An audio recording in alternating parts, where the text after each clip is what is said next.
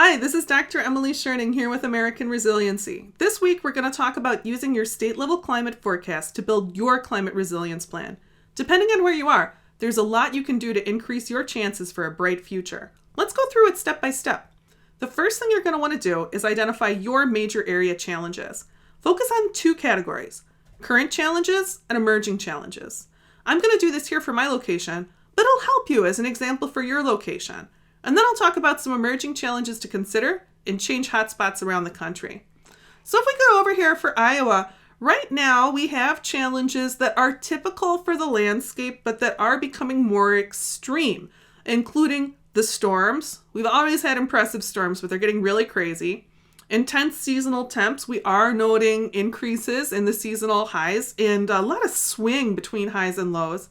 And we have current challenges with potential isolation, where if you have a very severe weather event, you and your community may be cut off from supplies for at least a few days. So you got to be prepared. You and your community have to be ready. If we look forward to 2050, we are in a marginal zone where we may see wet bulb heat. And I know I get many messages from people who are very concerned about wet bulb heat. So I thought it was important to get that on there to address today. And we face an emerging challenge of desertification, of change from the landscape from grassland to desert if we don't take care of it. Other challenges that should be on the emerging challenges list regionally include wildfire in parts of the southeast, changing hurricane patterns where we are seeing a shift for more hurricanes going up the east coast in the long-range pattern. Sea level rise is going to be very important for many coastal communities. And coastal and or river erosion are also potential emerging challenges that you might want to include. And now that we've thought about these current and emerging challenges, it's time to think about the impacts. So thinking about wet bulb heat, I think, is particularly frightening to people because we don't have a great sense of how that will impact us. We know it could make us die. Will it make us all die immediately? Probably not. But it could cause utility disruptions, and it could interfere with the stability of your cooling systems, and the stability of that cooling system is going to be essential. So when I was thinking about responding to that emerging challenge, the wet bulb heat has some commonalities with current challenges like extreme storms and very intense temps, that both of those things, all of those things, could impact the power grid. They could cause weather or temperature damage to my home, disruptions to utilities, and I have to remember, I really need utilities. I really need heating and cooling to survive in my home environment. With the isolation and thinking about these power problems, it's important for me to recognize that one impact of these challenges could be that it's going to be hard to get contractors over. It doesn't matter how urban of an environment you live in. If you've been in the path of a hurricane, it's hard to get contractors over when there's demand. So thinking about that as a challenge impact is very important as we start to frame up a resilience response. As we think about desertification, or in other parts of the country, landscape transformation to a more neotropical landscape, the challenge impact of landscape changes is going to be worth thinking about pretty seriously. And if you have resilience challenges particular to your area that aren't on this list, let's think about those too. So if you have an emerging challenge of sea level rise, that could introduce salt to your area's drinking water. That's pretty serious. Similarly, it could cause sewer systems to fail by raising the water table above your current outputs. That's a problem. Coastal erosion and river erosion, they can also impact infrastructure and something else to think about, your ability to get into or out of an area. Important to have a resilience plan there. And wildfire, you need to think about home and infrastructure impacts at a local level for wildfire. If you're in an emerging hurricane path on the East Coast, you might not even have basic emergency supplies right now that our neighbors in the Gulf would definitely have on hand. But you can easily look at the figures for how hurricanes are likely to shift and get yourself ready. You might feel a little silly, if you live in New Jersey and you're making a hurricane bag. But it's not going to cause you any harm to have a crank radio and some water and some protein bars in a grab bag. And it might be something that will improve your quality of life a lot on a hard day, right? So we've identified these big challenges, these sort of big impacts. Let's take a minute, though, before we respond to these challenges and make a plan, and get us into a better mindset. Let's identify our area opportunities and identify our personal strengths. We'll do opportunities first. Let's use two categories again: current opportunities and emerging opportunities. So as I think about my home here in Iowa, we have a lot of current opportunities. We have very healthy communities with great community culture where people communicate with each other well. They're willing to reach out for help. They're willing to give help to others. And many of the communities are very interconnected with each other. That's great for disaster and general resilience needs.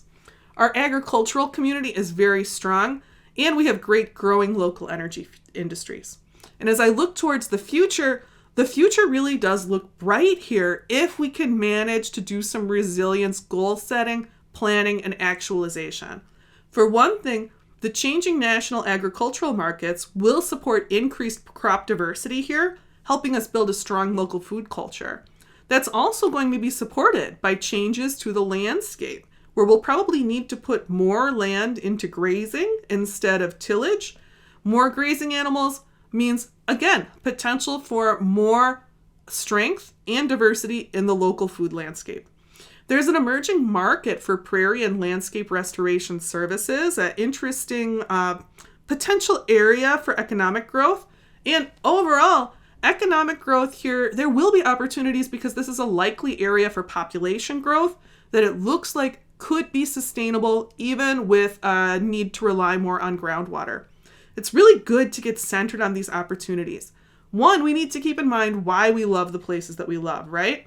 And if we think about these emerging opportunities, it helps us to build a fire for resilience so that we can respond for those challenges from a place of hope and strength. We want to be there for our bright future, so we want to make it happen. And speaking of strengths, I'm willing to bet that many of you watching have more interesting personal strengths than I do. Like, you might have actual electrical training, or you could be a mechanic, or you could know how to set a bone in a way that isn't going to generate a lawsuit. That's like a lot of real strengths there. I feel like it's important to also focus on our basic human strengths. I promise that you too could develop a willingness to screw things up. Like, I've taken years to cultivate that skill in myself. Also, because you're here, I know that you can search on YouTube, and there's a lot of great repair advice on there. That's a strength that you and I, I'm sure, both share. I have some strengths in planning and organizing, and so that's a thing that I want to share with you here today. But now that we've talked about strengths, now that we're responding to challenges from a place of strength, let's go back. Let's go back and look at those challenge impacts and think about response strategies. So when I think about these challenge impacts, when I think not about specific threats, but what the threats could do to me, it helps me to get started on different broad response categories. For all of these issues related to power and utility stability, I could be working on developing some backup systems. For the water challenges, I could be developing some water resilience, which is a big category, right? But we're going to break it down. I could be thinking about weather resistance for my home.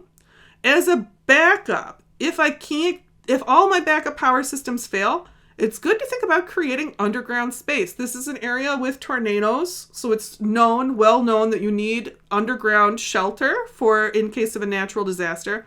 Underground space can also be very useful as an emergency measure when you have a wet bulb heat situation.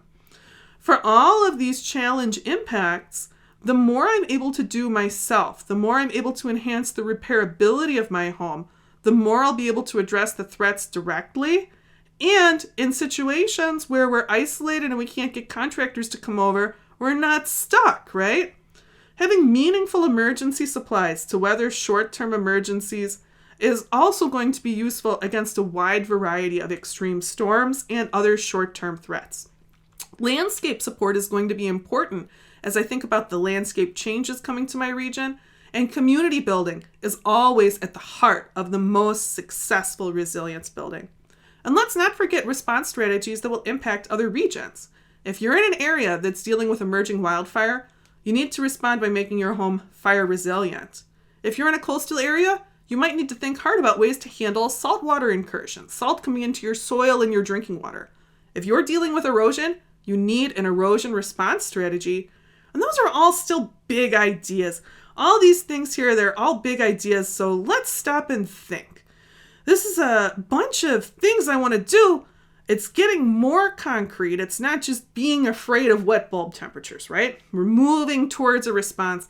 But these categories are so big, I feel like we need to build them out. So we don't have a huge goal like develop water resilience, develop fire resilience, where the goal is so big we don't know if we met the goal.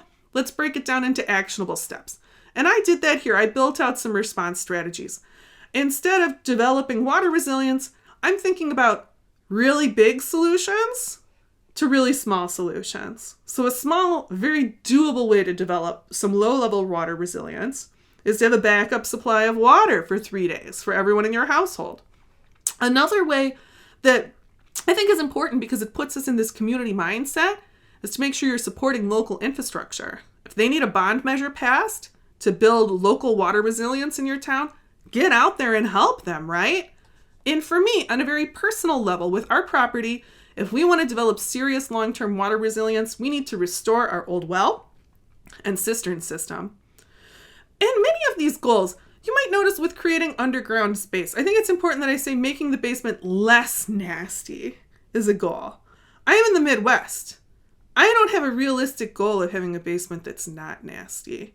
Incremental change on this, as well as many other steps here, is going to be better than ignoring the problem completely.